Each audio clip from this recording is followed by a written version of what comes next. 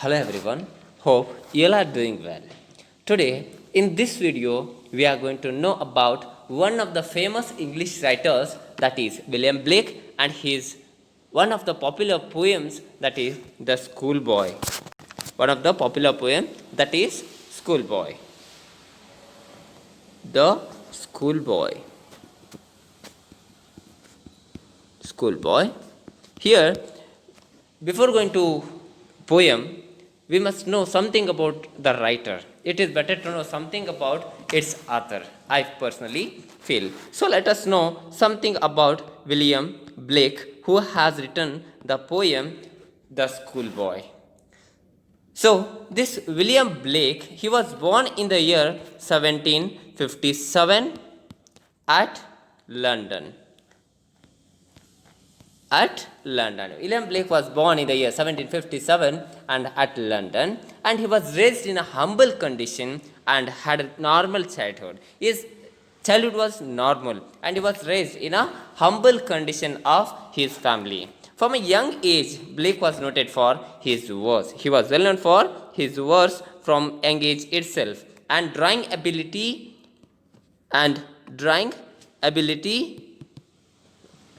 and when he was 14, he began an apprenticeship to an engraver, and he started his career as an apprenticeship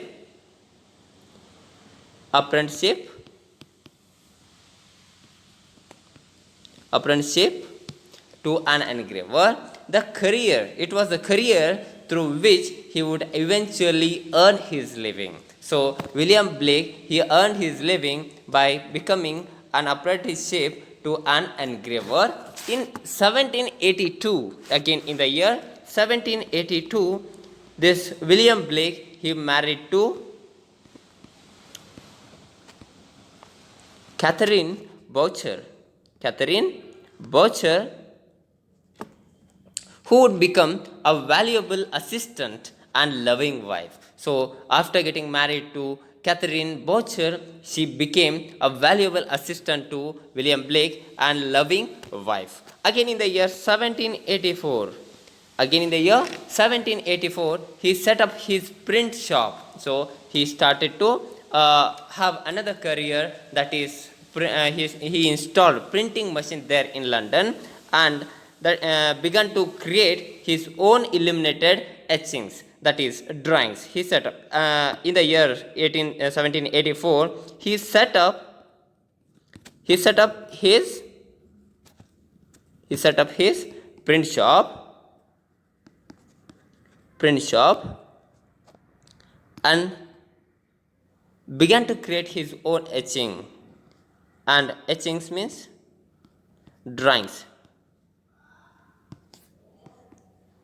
Etchings, that is drawings. So this was how his career went on. Again in the year 1789, Blake published his Songs of Innocence. So in the year 1789, William Blake published his Songs of Innocence.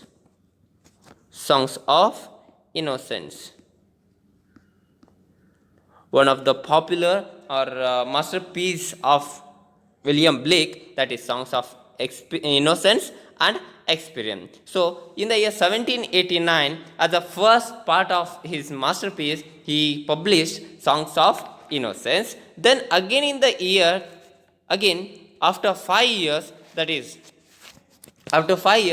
in the year 1794, Blake published his another work, that is Songs of Experience.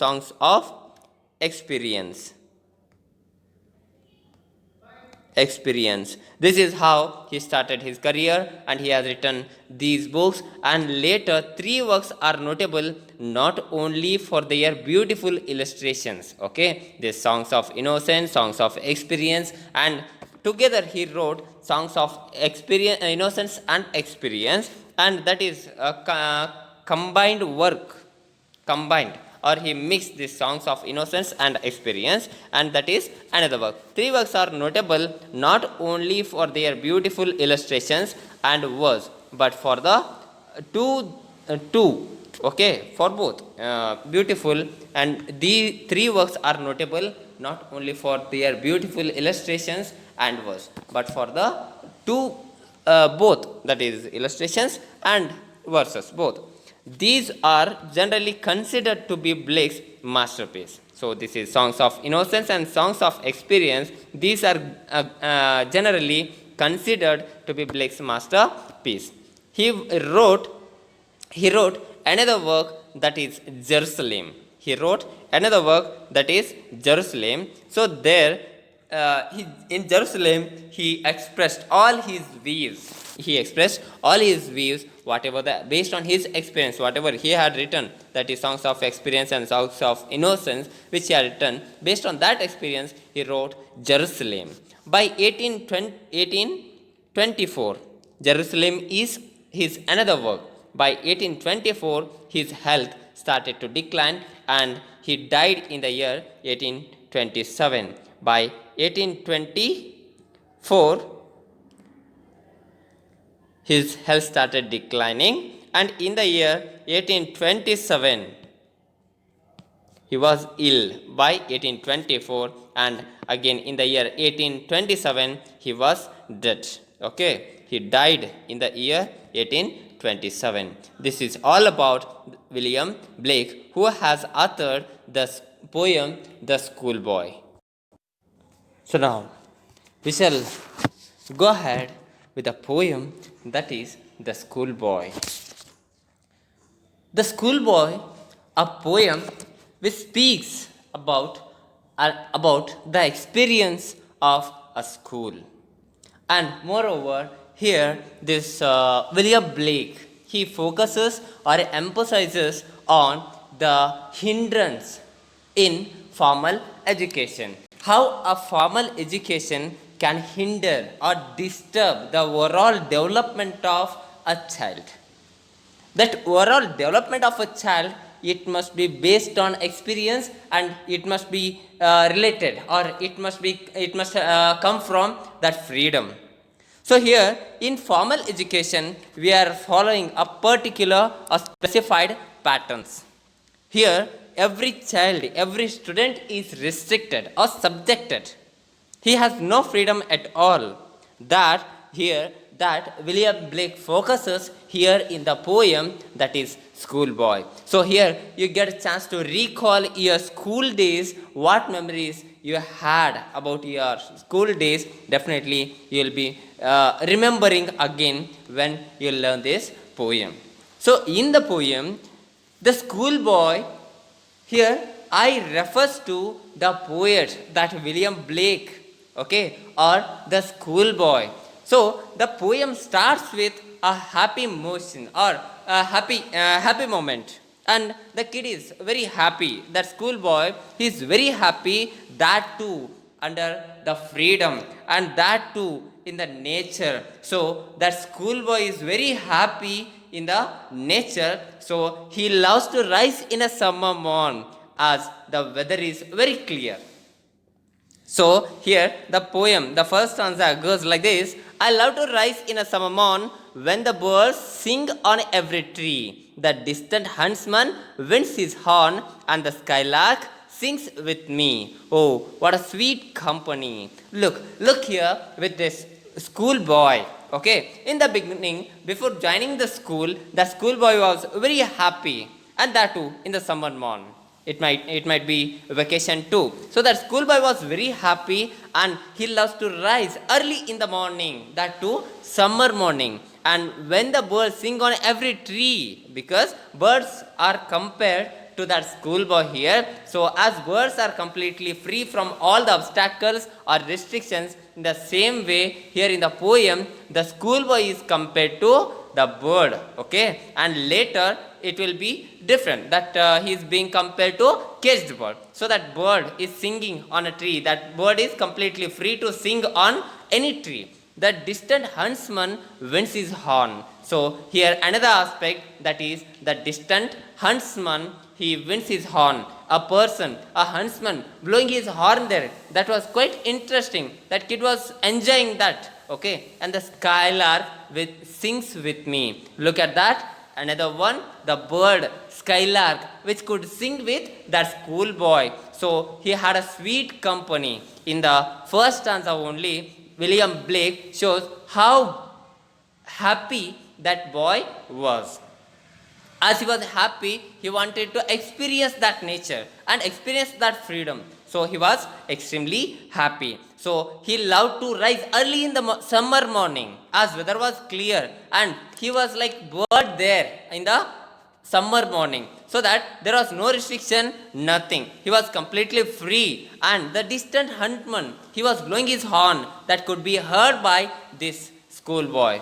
And moreover, a bird by name Skylark. That skylark could sing with that schoolboy, so that skylark, it gave him a good company. So it was experienced by that schoolboy before joining or before going to school. So he was very happy here. This first stanza focuses on the happiness of that schoolboy. Okay, happiness of that boy before joining to school. And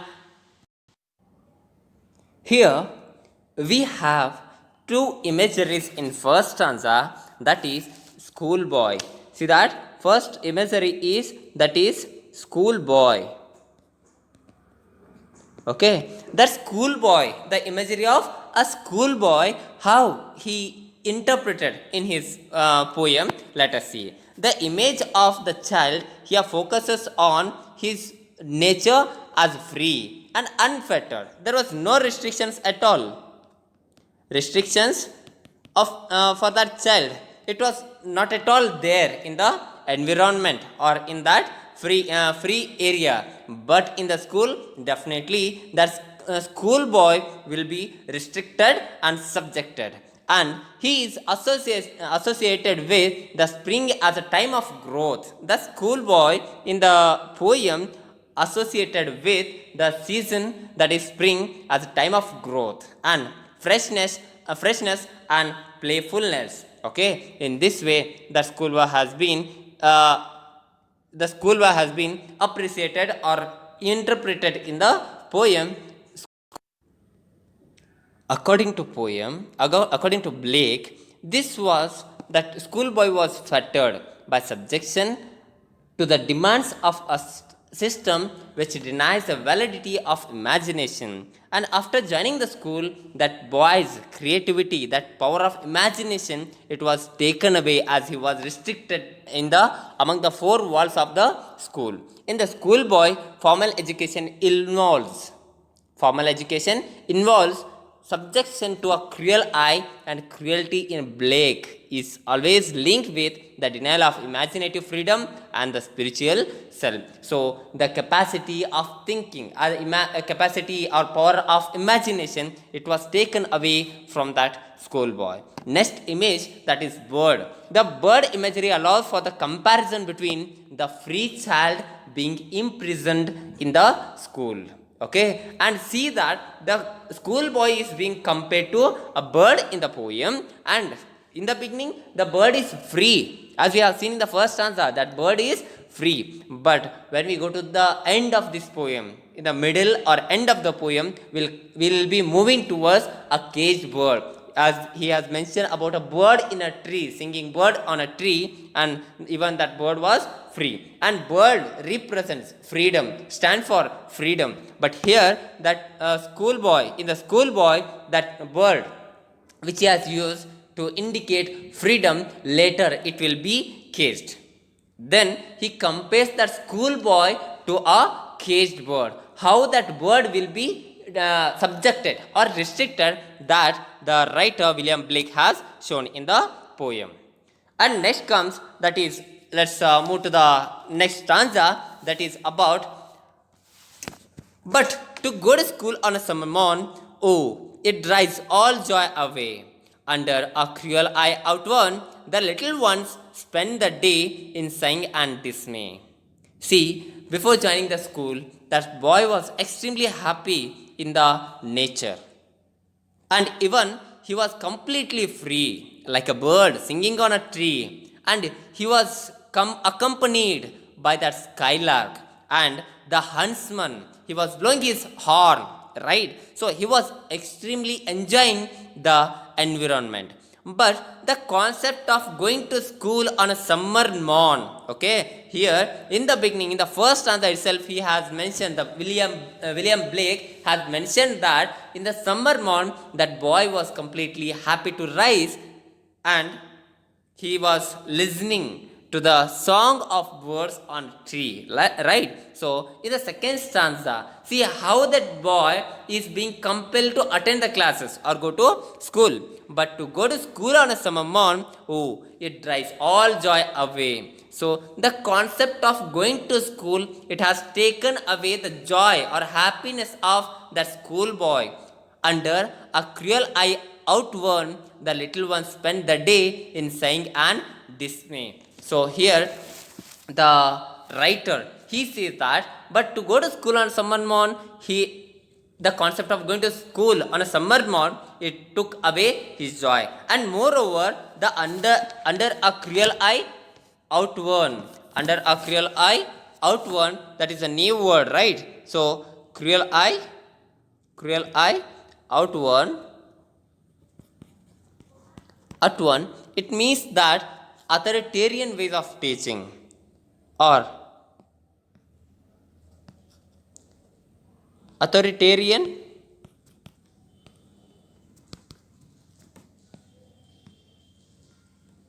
ways of teaching.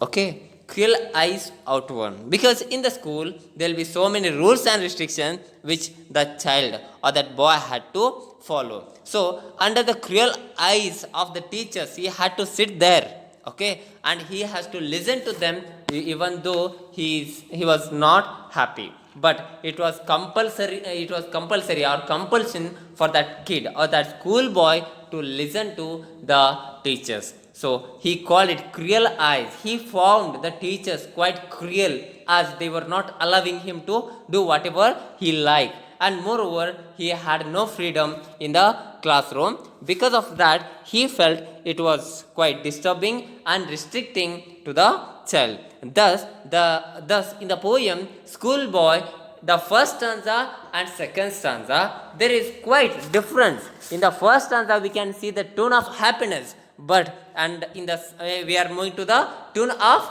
sadness. That boy is going to be sad in the school. So it is first step which the writer is showing in the second stanza itself. And as we move on to another stanza, definitely we'll be knowing something about the mentality or attitude of that schoolboy towards the school. So this is the concept of the formal education which William Blake has expressed in his poem The Schoolboy, that too in the paragraph 1 and 2. So now I stop here, then I'll be continuing in my next video. Thank you one and all.